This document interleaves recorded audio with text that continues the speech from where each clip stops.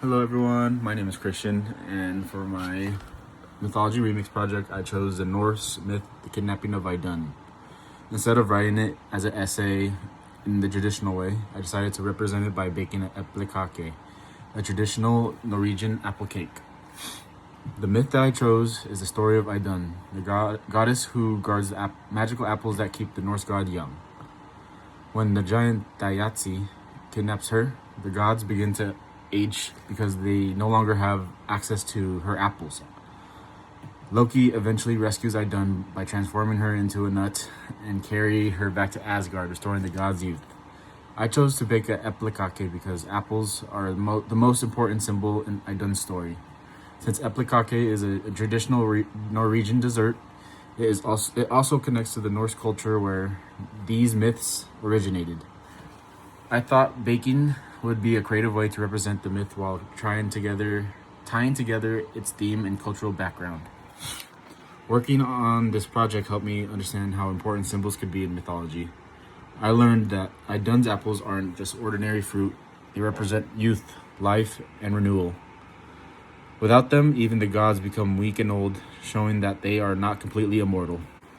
For my project, I baked an Eplekake cake. I followed the traditional recipe where I prepare the batter, slice fresh apples, arrange them on top, and bake the cake. I added a brown sugar topping on top with cinnamon to make it a little better. But I chose this dessert because the apples are a central symbol of Idunn's role in Norse mythology. The finished cake represents its magical apples that keep the gods young and highlight how essential Idunn is to their survival. This is after I made the cake, and here is the finished video. Hello everybody, I'm making a Eplekake today, a Norwegian apple cake. First, we preheat the oven. Then we grease a springform pan. I did a 10-inch one.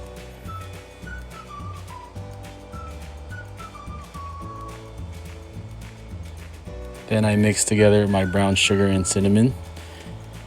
And then here, make sure to wash your hands and start cutting your apples.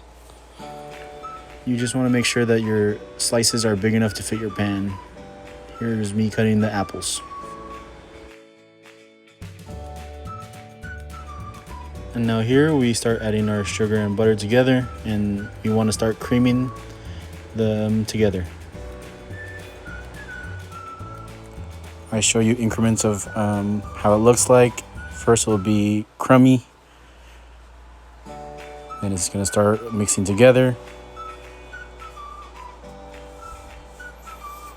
and this is almost done. And here is the final product for creaming your butter and sugar. And you slowly add your eggs one by one.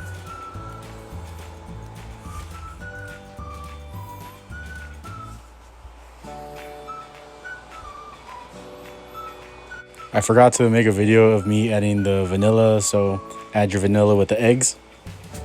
Add your flour and baking powder at this moment after mixing it together.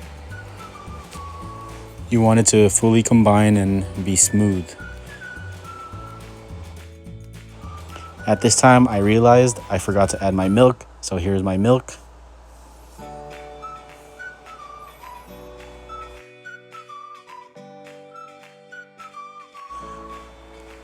Here's me adding the batter into the springform pan.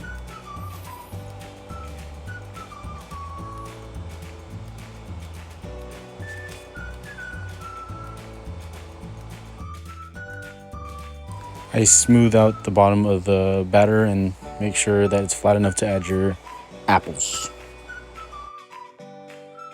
Then you want to start layering your apples.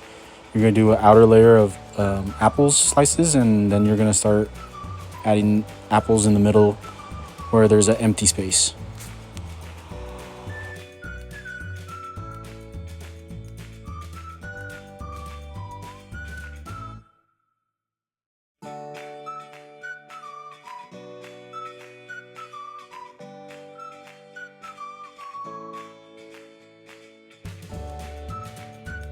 After you layer your apples all on the batter, you want to start sprinkling your cinnamon sugar all over the top.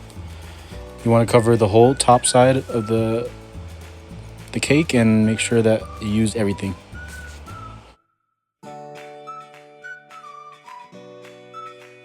After adding the brown sugar cinnamon on the top, you throw it into the oven at 350 for, I say, an hour. It looks like I did 40 minutes here, but I did an hour because I had to keep checking it.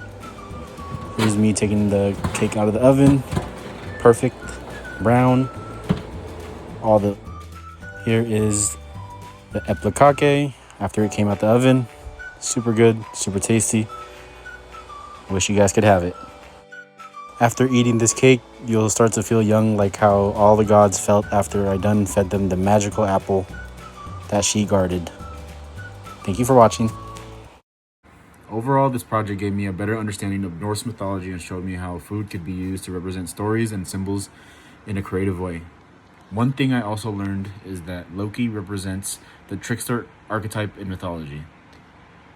He indirectly caused Idunn to be kidnapped by Thayatsi, but in the end of everything, he also saved Idunn by having Freya transform it into a bird and transform Idunn into a nut to carry and save her from Thayatsi. This helps me realize trickster characters are often both helpful and harmful at the same time.